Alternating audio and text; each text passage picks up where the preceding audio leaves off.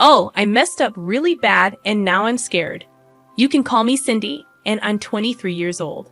My boyfriend, Cameron, is 25. We're both from this tiny town in Oklahoma. We kind of knew each other because he was a bit older, but we weren't close. Around 3 years ago, we started talking more when he came back from college. He'd visit the grocery store where I worked. I was a cashier, and he'd always come to my line. He was always so nice and polite. I tried dropping hints that I liked him, but he didn't seem to get it. One day, when my line was slow, I finally got the courage to talk to him. I asked about his major, and we ended up chatting for about 10 minutes. He finally realized I was interested and gave me his number. I called him right after work, and we talked for hours. We went out to dinner that night and just clicked. We fell in love that weekend. Crazy, right? We started seeing each other every weekend. After he graduated, he got a great job in the city, bought a cool car, and got a nice apartment. A few months later, he asked me to move in with him. Even though our parents weren't thrilled about it, they supported us. Cameron said it was a test to see if we could handle living together before marriage. I was so happy. Living in the city was amazing. We both found good jobs, and I loved working at a coffee shop near our place. We made friends, and life was fun.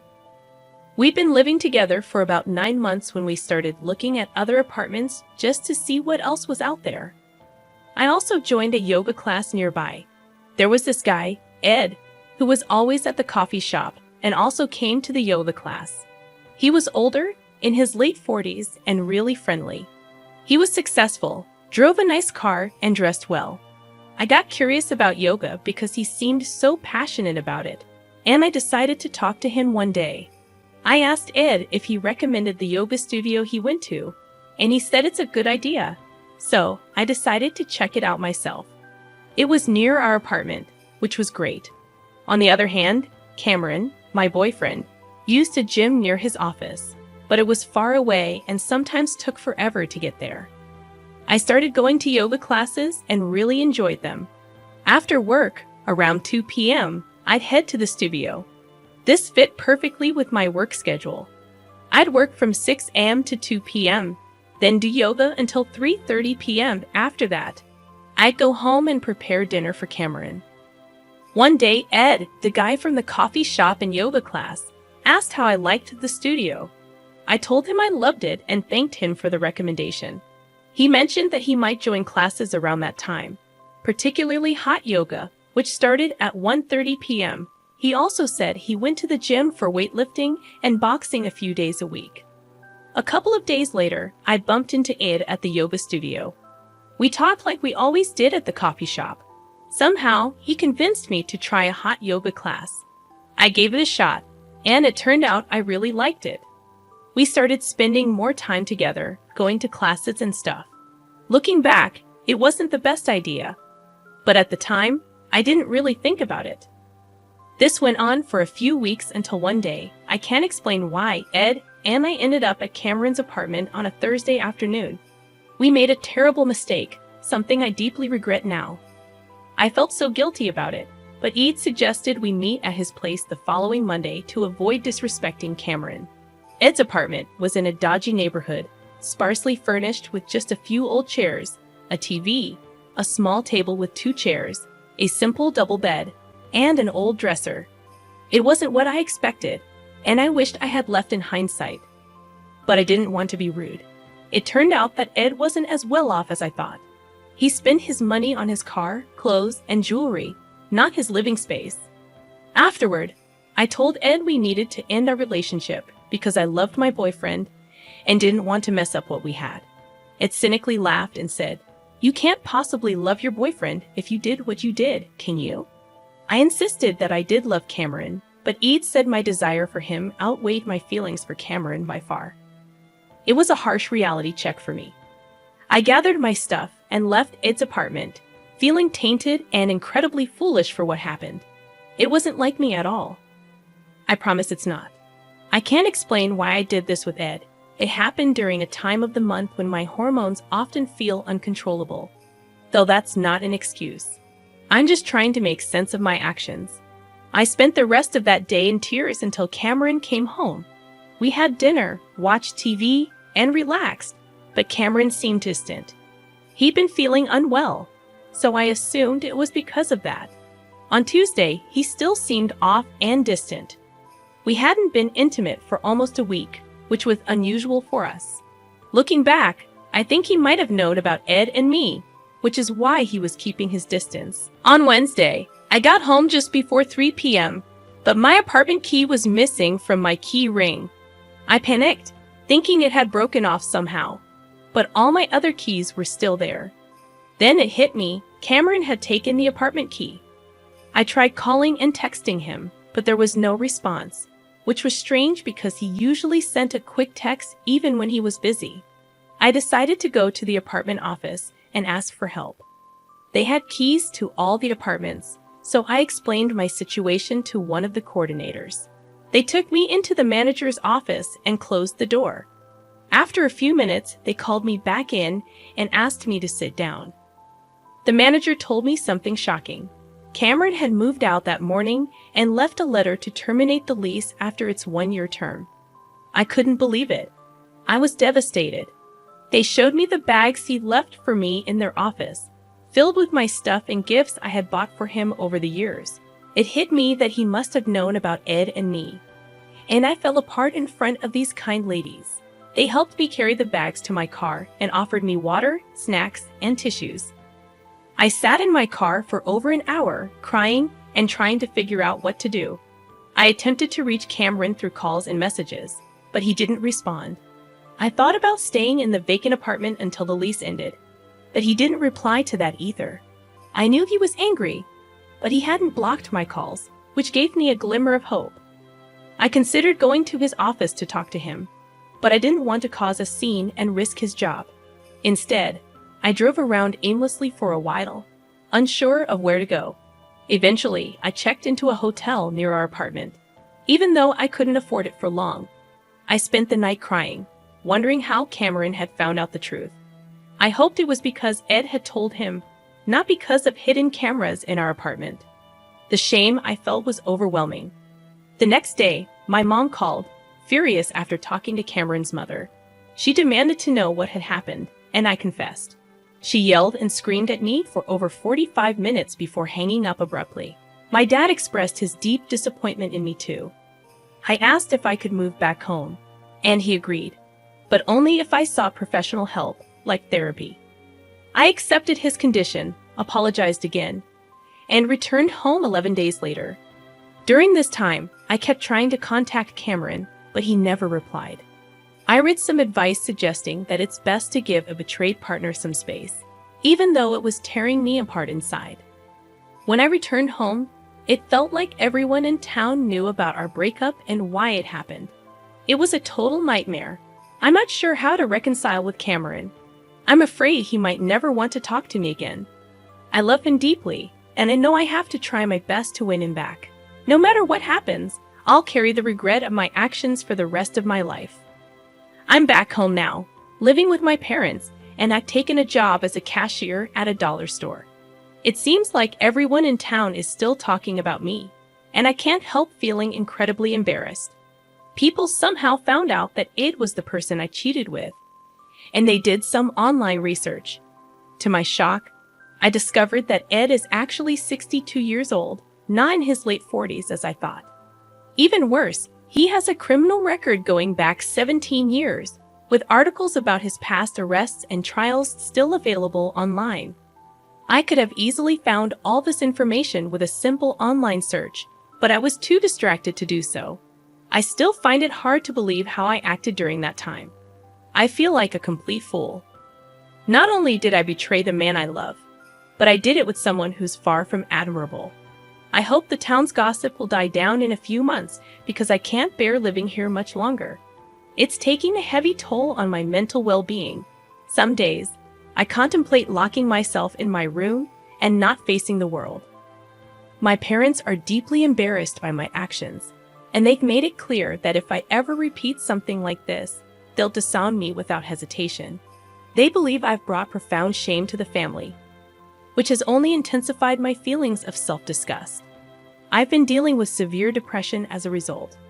Throughout this entire ordeal, Cameron has not reached out to me. We haven't exchanged a single word since the night he locked me out of the apartment. I just wish he would pick up the phone and express his anger or any emotion. At this point, all I want is to apologize to him face to face. I've been in therapy for a couple of weeks now, and it's been helpful. My therapist is compassionate but also straightforward. Following her advice, I've refrained from trying to contact Cameron and have started focusing on self-improvement. She pointed out that I've already extended my apologies through text and voicemail, and Cameron is aware of it. But evidently, he wants nothing to do with me at the moment. Over the past week, I've concentrated on my job, maintained a healthy diet, gotten enough rest, and taken long walks. I do feel better, but I still miss my partner. I'm taking each day as it comes, hoping for a reconciliation with Cameron, but also preparing for the possibility that it may not happen. I have no intentions of dating anyone anytime soon, despite receiving requests from 4 customers at the store.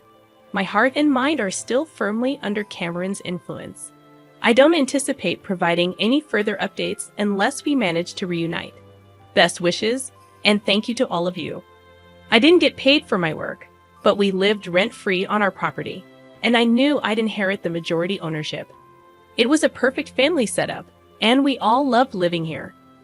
My oldest was a 21-year-old girl, followed by a 20-year-old boy, a 17-year-old boy, and our youngest, a 15-year-old girl. Life was great, and my marriage with Connie was loving and happy. My job was good, and the farm was thriving.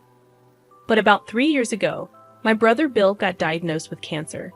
He didn't take care of himself well and only sought treatment when his symptoms got unbearable. He went through tough treatments, but he kept working. Sadly, Bill passed away earlier this year, and it was very emotional for all of us.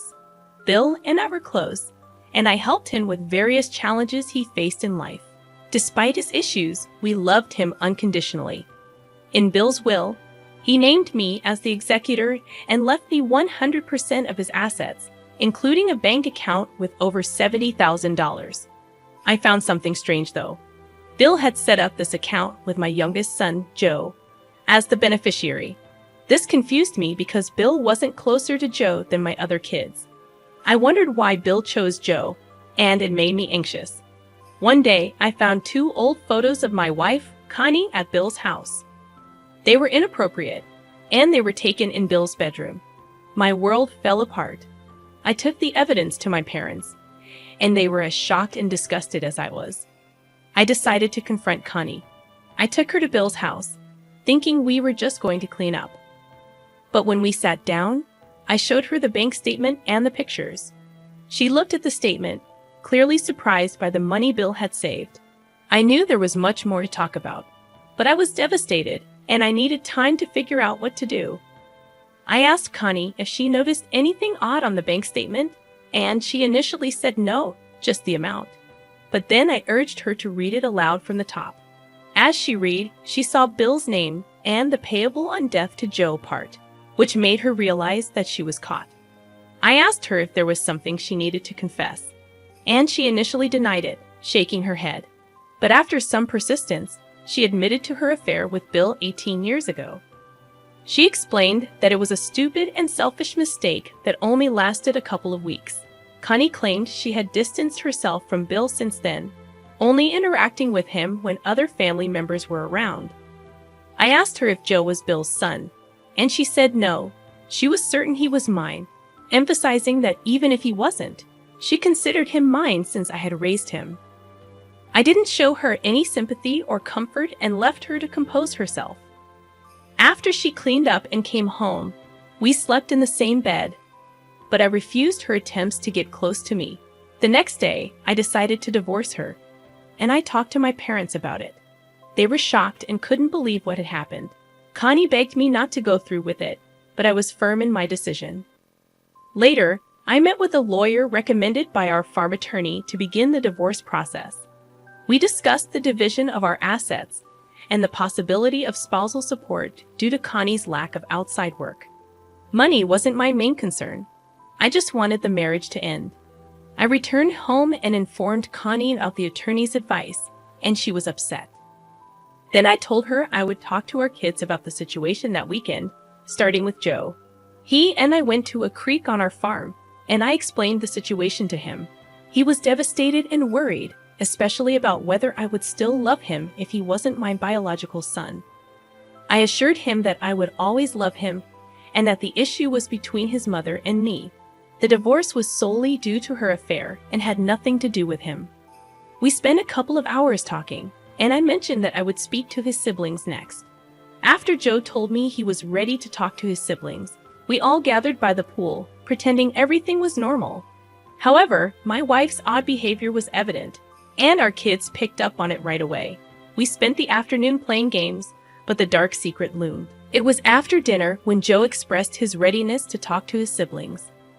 Unfortunately, they all had plans with friends that evening, so we decided to hold the conversation the next morning.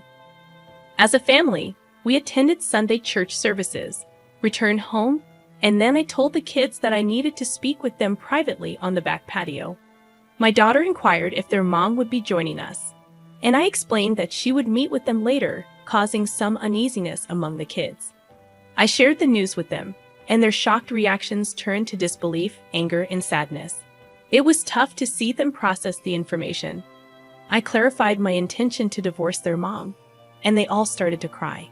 We had a lengthy conversation, and eventually they understood my decision. My daughter expressed her anger and reluctance to have anything to do with her mother. I informed them about getting DNA tests for each of them to determine their biological parentage, emphasizing that it wouldn't change my love for them, regardless of the results. That evening, their mom met with them to have an emotional conversation. I was outside but could overhear parts of their discussion. The kids expressed their love for her, but made it clear they would never see her the same way and might not forgive her for her actions, which was tough for her to hear. During the divorce process, my wife tried persuading me to stay together and seek counseling daily, but I remained firm. A significant offer was made to purchase the house my family lived in, and we decided to accept, moving out 60 days later. My wife moved to a nearby apartment and struggled with depression, requiring medication. I moved back to my parents' home temporarily and decided to build my dream log cabin on the farm. I now live there with my two youngest kids, while they spend a few nights a week with their mom. My ex-wife wants to reconcile, but I no longer have romantic feelings for her. After all the stress and drama, it turned out that all my kids are biologically mine, but it didn't change my feelings toward my ex-wife. Although I still care about her and want her to be happy, I can't trust her again. Despite everything, I feel content with where I am now and the relationships I have with my kids and my ex-wife. Sharing this story has provided some relief and gratitude for how things turned out, and I wish you all the best of luck.